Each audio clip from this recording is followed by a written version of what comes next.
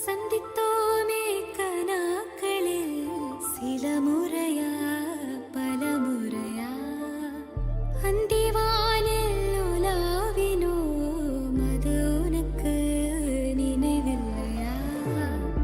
இரு கரைகளை உடைத்திடவே பெருகிடுமா கடல் அலையே? இரு இரு உயிர் தத்தளிக்கையில் வழி சொல்லுமா கலங்கரையே? உனதலைகள் என்னை அடிக்க கரை சேர்வதும் கனாவில் நிகழ்ந்திட அனல் மேலே பனித்துளி அலை பாயும் முறுக்கிளி மரம் தேடும் மழைத்துளி இவைதானே இவளினே இமை. ஹலோ ஃப்ரெண்ட்ஸ், எல்லாருக்கும் வணக்கம். இது வந்து பார்த்திங்கன்னா ப்ரீவியஸ் வீக்கில் எடுத்தது தான். அந்த வீக் பார்த்திங்கன்னா நான் வந்து ஆஃபீஸ் லொக்கேஷன் போக வேண்டியதாக இருந்தது. ஸோ இப்போ வந்து ஒர்க் ஃப்ரம் ஆஃபீஸ் எடுக்க சொல்லியிருக்காங்க வீக்லி 3 டேஸ்ங்கிற மாதிரி. ஸோ ஆஃபீஸ் போயிருந்தப்போ எடுத்த கிளிக்ஸ் தான். அது கூடவே வந்து அந்த வீக் ஃபுல்லாகவே நான் ஊருக்கு அதுக்கப்புறம் எப்படி போச்சு அப்படிங்கிறது எல்லாமே இதில் ஷேர் பண்ணியிருக்கேங்க. அந்த வீக் பார்த்திங்க அப்படின்னா கிறிஸ்மஸ் செலிப்ரேஷன் ஆஃபீஸில் இருந்தது. நான் ஆல்ரெடி ஷார்ட்ஸ் வீடியோவில் கூட கொஞ்சம் ஷேர் பண்ணியிருந்திருப்பேன். ஸோ அங்கே போயிருந்தப்போ மோஸ்ட்லி பார்த்திங்கன்னா வீடு எதுவும் எடுக்கல. ஸோ பிஜியில் தான் ஃபஸ்ட்டு 3 டேஸ் ஸ்டே பண்ணியிருந்தேன். ஸோ மதியம் பார்த்திங்கன்னா மோஸ்ட்லி வெளியே எடுத்துக்கிற மாதிரி இருந்தது. ஏன்னா வந்து நாங்கள் வெளியே வந்து ரெண்டல் ஹோம் பார்த்துட்டு இருந்தோம். அது போக நிறைய ஒர்க் இருந்தது, தம்பி ஸ்கூலுக்கு அட்மிஷன் போடுறது அந்த மாதிரி. ஸோ மிடில் எப்போ டைம் கிடைக்குதோ அந்த மாதிரி தான் சாப்பிட்ருந்தோம். அப்புறம் வந்துட்டு வீடுமே பார்த்துட்டு அட்வான்ஸ் கொடுத்ததுக்கப்புறம் ஃபுல்லாக ஃபுட்டு வெளியே தான் எடுத்துக்கிட்டோம். ஏன்னா எந்த திங்ஸுமே இன்னும் ஷிஃப்ட் பண்ணலை. டிசம்பர் எண்டில் தான் வந்துட்டு இந்த மந்த் எண்டில் தான் வந்து எல்லாமே எடுத்துகிட்டு போகணும் அப்படிங்கிறனால ஸோ மோஸ்ட்லி அங்கே இருந்த வரைக்குமே ஃபுட்டு ஃபுல்லாக வெளியே தான் எடுத்துகிட்ட மாதிரி இருந்ததுங்க. அப்போது நம்மளுக்கு எவ்வளோ டெம்ப்டடாக இருக்கும்ல வீட்டில் இருக்கும்போது அது சாப்பிட்லாம் இது சாப்பிட்லான்னு சொல்லிட்டு. ஆனால் அங்கே ஒரே ஒரு 3 நாள் சாப்பிட்டேன். எனக்கு வீட்டு சாப்பாடோட அருமையே அப்போ தான் தெரிஞ்சதுன்னு சொல்லணும். ஏன்னா அப்படி இருந்ததுங்க. நம்மளோட பருப்பு ரசம் எப்படா சாப்பிடுவோங்கிற மாதிரி எனக்கு ஃபீல் ஆகிடுச்சு. அங்கே வந்து நான் வந்து என்னோடய ஆஃபீஸ் பக்கத்தில் பிஜி எடுத்திருந்தேன். ஹஸ்பண்ட் ஆல்ரெடி அதுக்கு முன்னாடியே போயிருந்தார். அவரோட ஆஃபீஸ் பக்கத்தில் நியர்பையில் ஒரு பிஜியில் ஸ்டே பண்ணியிருந்தார். பிஜி பார்த்திங்கன்னா நீட்டாக புது பில்டிங் அது. ஸோ அதனால் நல்லாவே இருந்தது. ரொம்ப ஒரு மாதிரி மெஸ்ஸியாக ஃபீல் ஆகும் எனக்கு சம்டைம்ஸ் வெளியே போனால். அந்த மாதிரிலாம் இல்லை. பட் வந்து ஸ்பேசியஸ் எல்லாம் எக்ஸ்பெக்ட் பண்ண முடியாதுங்க. நீட்டாக இருந்தது, மெயின்டெனன்ஸ் நல்லா இருந்தது. இது வந்து நான் பர் டே அந்த மாதிரி சார்ஜில் தான் போயிருந்தேன். ஏன்னா எனக்கு ஒரு அந்த வீக் மட்டும்தான் வேலை இருக்கும் அப்படிங்கிறனால நான் பிளான் பண்ணதே அப்படி தான் பிளான் பண்ணி போயிருந்தேன். பர் டே 400 அந்த மாதிரி சார்ஜ் பண்ணியிருந்தாங்க வித் ஃபுட்டோட. ஓகேன்னு தான் சொல்லணும். ஏன்னா வெளியே ஃபுட்டுன்னு எடுத்துக்கிட்டாலே நம்மளுக்கு போயிடும். பட் ஃபுட்டு வந்து வெளியே இருக்கிற அளவுக்கு நம்ம எக்ஸ்பெக்ட் பண்ணவும் முடியாது. ஃபுட்டு வந்து வீட்டில் சாப்பிடலாம், யாராக இருந்தாலும் நம்ம வெளியே போயிட்டு லொக்கேஷனில் சாப்பிட்றது கண்டிப்பாக செட் ஆகாதுங்க. ரெண்டு நேரத்துக்கு நல்லாயிருக்கும். அதுக்கப்புறம் அப்படியே நம்மளுக்கு ஃபீல் ஆக ஆரம்பிச்சிடும். சாப்பிட பிடிக்காம கடனையும் சாப்பிட்ற மாதிரி ஆயிரும்னு வச்சுக்கோங்களேன். அப்படி தான் இருந்தது. ரூம் பார்த்திங்க அப்படின்னா ஒரு பெட்டுக்கு அவங்களுக்குன்னு தனியாக லாக்கர் கொடுக்குற மாதிரி ஒரு ரேக் மாதிரி ஒன்று கொடுத்துட்றாங்க. அது போக ஒரு சின்ன டேபிள் இருக்கிற மாதிரி ஒன்று. இந்த மாதிரி இது வந்து டைனிங் ஏரியா. ஸோ அதுவுமே நல்லா தான் இருந்தது. அங்கே வந்துட்டு இந்த மாதிரி ஒரு சோஃபாவும் போட்டிருந்தாங்க. ஜஸ்ட் நம்மளோட என்ன சொல்கிறது, கெஸ்ட் ஏரியான் மாதிரி கூட வச்சுக்கலாம். பட் பெருசாக மற்றவங்கள யாரும் அலௌட் கிடையாது. பேரண்ட்ஸ் மட்டும் கொண்டு வந்து விடுறவங்க அந்த மாதிரி உள்ளே வந்துட்டு இருந்தாங்க. அவ்வளோதான். பிஜி பற்றி பெருசாக எக்ஸ்ப்ளனேஷன் கிடையாது. ஆஃபீஸ் பக்கத்தில் நிறைய பிஜிஸ் இருந்தது. நாங்கள் வந்து அதில் எங்களுக்கு கன்வீனியண்ட்டாக வாக்கபிள் டிஸ்டன்ஸில் இருக்கிற மாதிரி பார்த்துட்டு கிட்டே போய் இருந்துட்டோம். அவ்வளோதான். இருந்துட்டு என்ன மோஸ்ட்லி வேலை இருந்ததுன்னு பார்த்தீங்கன்னா, முதல்ல ஒன்று வீடு தேடணும், அப்புறம் இன்னொன்று தம்பிக்கு ஸ்கூல் அட்மிஷன் போடணும். சின்ன சின்ன விஷயங்கள் இருந்தது. ஏன்னா இப்போ தான் நம்ம அந்த லொக்கேஷனுக்கு புதுசாக மூவ் ஆகிறோம் அப்படிங்கிறனால. நாங்கள் வந்து வீடு பார்த்தது வந்து நோ ப்ரோக்கர்னு சொல்லிட்டு ஒரு வெப்சைட் இருக்குது. ஸோ அதில் வந்துட்டு 20 நினைக்கிறேன் 20 கான்டாக்ட்ஸ் எடுக்கலாம். நம்ம வந்து எங்களுக்கு 1500 ஏதோ சார்ஜ் பண்ணாங்க. நிறையா பிளான்ஸ் இருக்குது. அதில் நாங்கள் மினிமம் பிளானில் எடுத்திருந்தோம். ஸோ நம்மளோட ரெக்குயர்மெண்ட்டு, லொக்கேஷன் இதெல்லாம் சொல்லிட்டோம் அப்படின்னா என்ன அமௌண்ட்குள்ளே பார்க்குறோம் அதெல்லாம் சொன்னோன்னா நம்மளுக்கு லொக்கேஷன்ஸ் வந்து வரும். அதில் வந்து எப்படின்னா இப்போது ஹோம் ரெண்ட்டுக்கு வர்றாங்களே அதில் வந்து அவங்க ரெஜிஸ்டர் பண்ணியிருந்திருப்பாங்க. ஸோ நம்மளுக்கு லொக்கேஷன் கொஞ்சம் ஈஸியாக கிடைக்கும். ஆனால் அதுலேயுமே நிறையா வந்து வீடு நல்லாயிருக்கும், பக்கத்தில் லொக்கேஷன் நல்லாயிருக்கும். அது மாதிரி நிறைய காம்ப்ளிகேஷன்ஸ் இருக்குங்க. நாங்கள் அதில் பார்த்துட்டு என்ன சொல்கிறது, ஒரு 10-15 வீடு பக்கமாக போய் பார்த்துருந்துருப்போம். எதுவுமே செட் ஆகலை. 1-2 தான் செட் ஆகும். அப்புறம் அதில் நம்ம ப்ரைஸுக்கு வரணும், நம்ம லொக்கேஷன் கிட்ட வரணும், ஆஃபீஸ்க்கு பக்கத்தில் அந்த மாதிரிலாம் இருக்குது. ஃபைனலாக ஒரு வீடு பார்த்து பிடிச்சதுன்னு சொல்லிட்டு அட்வான்ஸு கொடுத்தாச்சு. அவ்வளோதான். அந்த அன்றைக்கி வந்து பேசிக் திங்ஸ் மட்டும் வீட்டுக்கு வாங்கி வைக்கலான்னு சொல்லிட்டு, ஏன்னா எல்லாமே இங்கேருந்து எடுத்துகிட்டு போகிறோம். ஸோ எல்லா திங்ஸ் எல்லாம் வாங்க வேண்டியதில்லை. சிலதெல்லாம் நம்ம இங்கேயே வீட்டில் வச்சுட்டு போயிடுவோம்ல, அது மட்டும் வாங்கிக்கலாம்னு சொல்லிட்டு. ஏன்னா பேசிக்காக மேட்டு, பில்லோ இதெல்லாம் தேவைப்பட்டது அந்த அன்னைக்கு ஸ்டே பண்ணுறக்கே. நான் அதனால் அது மட்டும் வாங்கிட்டேன். முடிச்சுட்டு அதுக்கு அடுத்த நாள்லேருந்து ஆஃபீஸ் போயிருந்தோம். அந்த வீக் வந்து நான் ஆஃபீஸ் போயிருந்தேன். டைமிங் வந்து என்னோடய ஷிஃப்ட் ஏர்லி மார்னிங் தான். பட் இப்போ தான் போக ஆரம்பிக்கிறேன் அப்படிங்கிறனால ஒரு 9 மணிக்கு மேலே தான் போயிருந்தேன். அடுத்த ஜனவரிக்கு மேலே தான் என்னோடய ஷிஃப்ட் டைமிங்லாம் கொஞ்சம் ஃபாலோ பண்ணி போகிற மாதிரி இருக்கும். அவ்வளோதான். அங்கே போயிட்டு அன்றைக்கி ஆக்சுவலாக கிறிஸ்துமஸ் செலிப்ரேஷன் அப்படிங்கிறனால ட்ரெஸ் கோட் வந்து ரெட்டு சொல்லியிருந்தாங்க. எனக்கு அது தெரில, நான் எடுத்துகிட்டும் போகல. சரின்னு சொல்லிட்டு பர்ச்சேஸ் பண்ண போகலான்னு போயிருந்தேன். எனக்கு அங்கே போய்ட்டும் அவ்வளோவா செட் ஆகலை. சரி, ரொம்ப சுத்த முடியல, ரொம்ப டயர்டாக இருந்தது. ஸோ அவ்வளோதான், வீட்டுக்கு வந்தாச்சு. நான் பர்ச்சேஸ்ன்னு பேசிக்காக பண்ணியிருந்தேன்னு சொன்னேன் இல்லையா, அதெல்லாம் என்னென்ன வேணும்னு பார்த்துடலாம். இந்த மேட் வந்து ஒரு ஸ்கொயர் டைப்புங்க, நல்லா 6x6ன்னு நினைக்கிறேன், 550 அந்த ரேஞ்ச் வந்துருந்தது. இந்த பில்லோ, பட் ஆக்சுவலாக இது ரெக்கமெண்ட் கிடையாது. நாங்கள் இந்த மாதிரி வாங்க மாட்டோம். உலக மஞ்சள் இருக்கும்ல, அதில் தான் பில்லோ யூஸ் பண்ணுவோம். வீட்டில் இருக்குது, பட் இங்கே அந்த மாதிரி எனக்கு கிடைக்கல. டிமார்ட் போயிருந்தப்போ இதுதான் இருந்தது. சரி, அப்போதைக்கு ஒன்று வாங்கிக்கலாம்னு சொல்லிட்டு, அப்புறம் தம்பிக்கு யூஸ்வலாகவே நட்ஸு அங்கே வந்து ஃப்ரெஷ்ஷாகவும் இருக்கும். ப்ரைஸ் வந்து கொஞ்சம் கம்பேரிட்டிவ்லி கம்மியாக இருக்கிற மாதிரி இருக்கும். அதனால் எல்லாத்துலேயும் ஒரு ½ kg மட்டும் வாங்கியிருந்தேன். ஆல்ரெடி அத்திப்பழம் நான் வந்து வெளியே ஆன்லைனில் ஆர்டர் பண்ணியிருந்தேன். அந்த டீட்டெயில்ஸ் உங்களுக்கு கொடுக்குறேன். இப்போ தான் நான் ஃபஸ்ட் டைம் பர்ச்சேஸ் பண்ணுறேன். பட் நல்லா வந்துருந்துச்சு குவாலிட்டி. டிமார்ட் ப்ரைஸை விடவே எனக்கு கொஞ்சம் கம்மியாக இருந்தது. ஸோ அதோட கான்டாக்ட் டீட்டெயில்ஸ் வேணும்னா நான் கண்டிப்பாக நெக்ஸ்ட்டு ஷார்ட்ஸில் இது அட்டாச் பண்ண ட்ரை பண்ணுறேங்க. நான் அதோட டீட்டெயில்ஸ் நான் இன்னும் எதுவும் எடுக்கல. வாட்ஸ்அப்பில் ஆர்டர் பண்ணியிருந்தேன். அவங்க ப்ராப்பராக ரெஸ்பான்ஸ் பண்ணியிருந்தாங்க. நான் ட்ராக்கிங் கேட்டிருந்தப்பவும் ரெஸ்பாண்ட் பண்ணியிருந்தாங்க. எனக்கு ரிசீவ் ஆயிருந்த ப்ராடக்ட்டும் குவாலிட்டியும் பிடிச்சிருந்ததுன்னு வச்சுக்கோங்களேன்.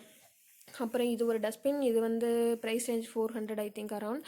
இதில் ப்ளஸ் என்னென்னு பார்த்தீங்கன்னா, உள்ளே இருக்கிற பக்கெட் தனியாக நம்ம எடுத்துக்கலாம். ஸோ கிச்சன் வேஸ்ட்லாம் போடுறோன்னா கழுவுறதுக்குலாம் ஈஸியாக இருக்கும், எடுத்துக்கொண்டு போய் கீழே போடுறதுக்கும் ஈஸியாக இருக்கும் அந்த மாதிரி.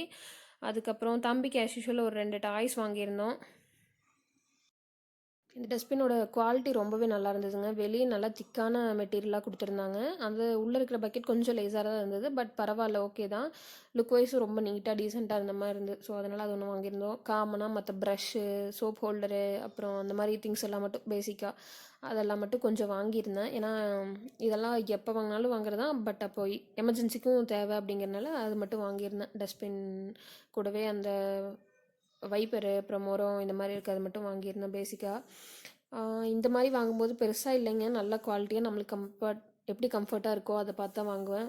இதில் பெருசாக பிராண்டட் வச்செல்லாம் பார்த்து வாங்குற மாதிரிலாம் எதுவும் இல்லை. அது கூட வந்து லாண்ட்ரி பேஸ்கெட்டும் ஒன்று வாங்கியிருந்தோம்.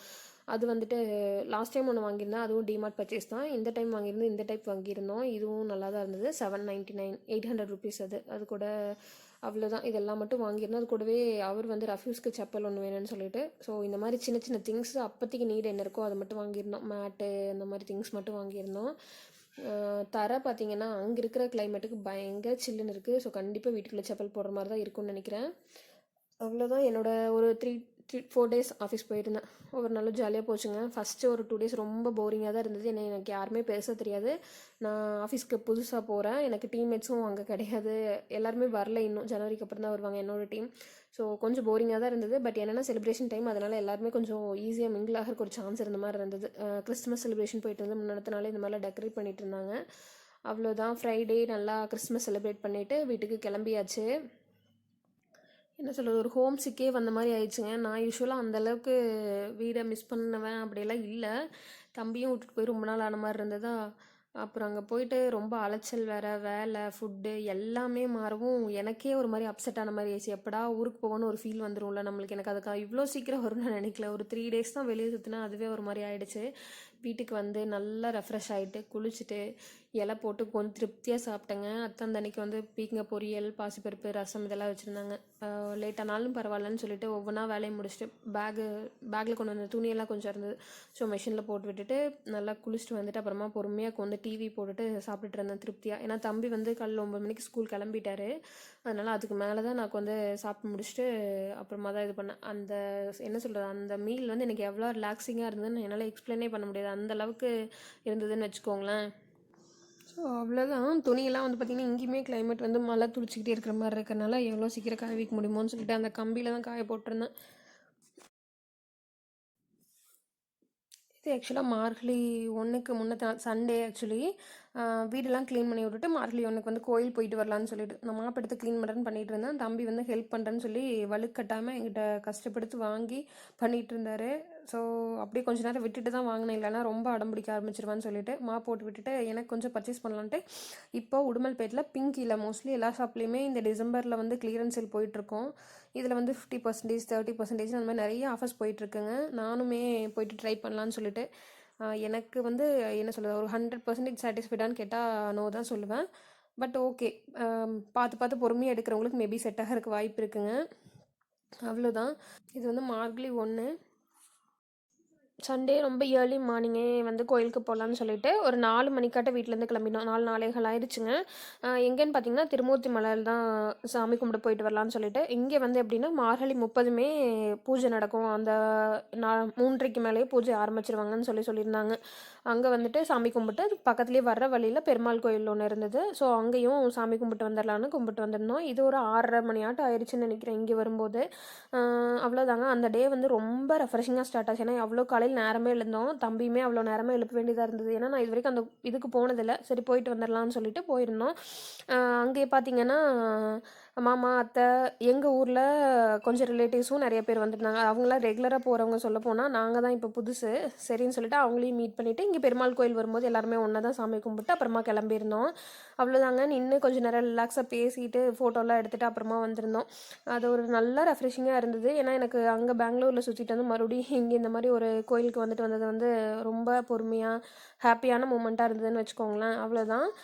வீட்டுக்கு வந்துட்டு இன்றைக்கி இன்னொரு விஷயம் என்னன்னு பார்த்தீங்க அப்படின்னா, எனக்கு ஒரு ஸ்கூட்டி எடுக்க வேண்டியதாக இருந்தது. அதுவுமே வந்து நேற்று எடுத்துகிட்டு வந்திருந்தோம். ஸோ இன்றைக்கி வீட்டுக்கு போயிட்டு அவ்வளோதான், ஸ்கூட்டி கோயிலுக்கு எடுத்துகிட்டு போயிட்டு வந்துடலாம் அப்படின்னு சொல்லிட்டு பிளான் பண்ணியிருந்தோம். ஸோ வீட்டுக்கு வந்துட்டு தம்பி வந்து வீட்டில் விளையாடிட்டு இருக்கேன்னு சொல்லியிருந்தாரு. ஸோ போயிட்டு சாமி கும்பிட்டு வந்துடலான்னு சொல்லிட்டு நானும் அவர் மட்டும் வண்டி எடுத்துகிட்டு போயிட்டு வந்திருந்தோம்.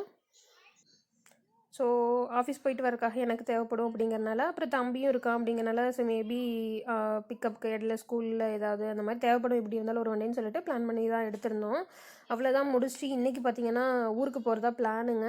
குமரவளையம் போயிட்டு குட்டீஸ் எல்லாம் பார்த்துட்டு வரலான்னு சொல்லிட்டு. இந்த கிளைமேட்னால சின்னவங்கலேருந்து பெரியவங்க வரைக்கும் எல்லாத்துக்கும் கோல்டு. இங்கேயும் அப்படி தான். 2 தம்பிக்குமே கொஞ்சம் நல்லாவே கோல்டு தான். சின்னவர் நல்லாவே சளியில் தும்பிட்டு இருந்தார். நல்லா ஆக்டிவாக இருப்பாங்க.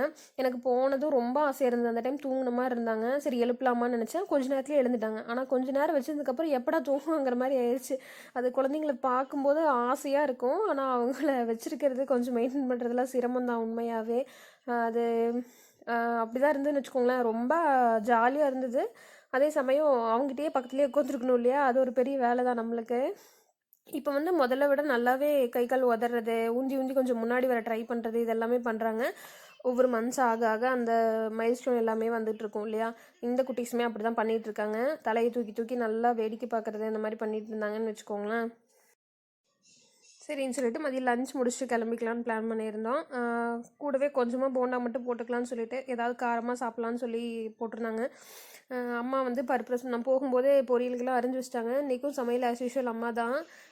பாசிப்பருப்பு, ரசம், பீட்ரூட் பொரியல். பீட்ரூட் வந்து தம்பிக்கு ரொம்ப பிடிக்கும். ஸோ பொரியல் பண்ணியிருந்தாங்க. அவ்வளோதான் வச்சு சாப்பிட்டு வந்தாச்சு. இப்போ குட்டீஸ் பார்த்தீங்க அப்படின்னா நம்ம பேசுகிறத கவனிக்க ஆரம்பிக்கிறாங்க. இன்னும் புரியறது அந்த மாதிரிலாம் இருக்காது. பட் நம்ம தலையை அஸ்ட்டு பேசும்போது நல்லா ரெஸ்பாண்ட் பண்ணுற மாதிரி இருக்குன்னு வச்சுக்கோங்களேன். பூங்குடி வந்து நிறையா இது ஒரு டாய்ங்க. இன்னொன்று வந்து அந்த கார்ட்ஸில் வந்து பிளாக் அண்ட் ஒயிட் இருக்கிற மாதிரிலாம் வாங்கி வச்சுருவா. பட் நீங்கள் வந்து குட்டீஸை படுக்க வச்சதையும் மேலே ஃபேனை போட்டோன்னு வச்சுக்கோங்களேன், குட்டீஸ் பார்க்குறது கண்ணு ஓயாமல் பார்க்குறது பார்த்தீங்கன்னா அந்த ஃபேனை மட்டும்தான். அது நான் எவ்வளோ சொன்னாலும் பூங்குடி ஒத்துக்க மாட்டா. பட் ஓகே, அப்படி தான் இருக்கும் ரேஸ் பார்த்தோம்னா. பட் அந்த பிளாக் அண்ட் ஒயிட் கார்ட்ஸுமே கொஞ்சம் பார்க்குறாங்க. அது வந்து பூங்குடி அமேசானில் தான் ஆர்டர் போட்டிருந்தான். அந்த டாய் இன்னொன்றுமே வந்து 2மே அதில் தான் ஆர்டர் போட்டிருந்த மாதிரி இருந்தது. குட்டீஸ் அவ்வளோ தான், ஒரு 1/2 மணி நேரம் தூங்குறது, எந்திரிக்கிறது, இந்த மாதிரி தான் வேலை பண்ணிகிட்டு இருந்தாங்க. கொஞ்சம் கோல்டு அப்படிங்கிறனால குட்டீஸ்க்குமே வந்து அந்த நிறைய சிரப்ஸ் கொடுக்குற மாதிரி இருக்குன்னு தான் சொல்லிட்டு இருந்தான். அப்படி இருந்துமே வந்து சின்ன தம்பிக்கு இன்னுமே நல்ல சளி. அவருக்குன்னு இல்லை, இங்கே செய்யோனுக்கு அத்தைக்குமே ஒரு தடவை தொண்டை வலி வந்துருந்துச்சுன்னாங்க. கவிக்கு, எங்கள் வீட்டில் எல்லாத்துக்குமே ஒரு ரொட்டீன் வந்துருச்சுன்னு தான் சொல்லணும். அந்த மாதிரி தான் இருந்தது. குட்டீஸ்கிட்ட பேசுகிறதுல அதில் வந்து எங்கள் ஃபேமிலி இதில் வந்து எங்கள் அப்பாவை விட யாருனாலே முடியாதுங்க. ஏன்னா அக்கா பொண்ணு தன்விகாலேருந்து அப்பா தான் வந்து நல்லா பேச்சு கொடுப்பாங்க குழந்தைங்களோட. இப்போ எப்படி நம்ம ஒரு நம்மளோட க்ளோஸ் ஃப்ரெண்டை பார்த்தா எவ்வளோ நேரம் கொஞ்சம் பேசும்போல, அந்த மாதிரி அப்பா வந்து டெடிக்கேட்டடாக ஒரு டைம் ஸ்பெண்ட் பண்ணுவாங்கன்னு வச்சுக்கோங்களேன். அது அவரால் மட்டும்தான் முடியும். நாங்கள் வீட்டுக்கு வந்ததுமே ஈவினிங்காக பார்த்தீங்கன்னா நல்லா மழை வந்துடுச்சு.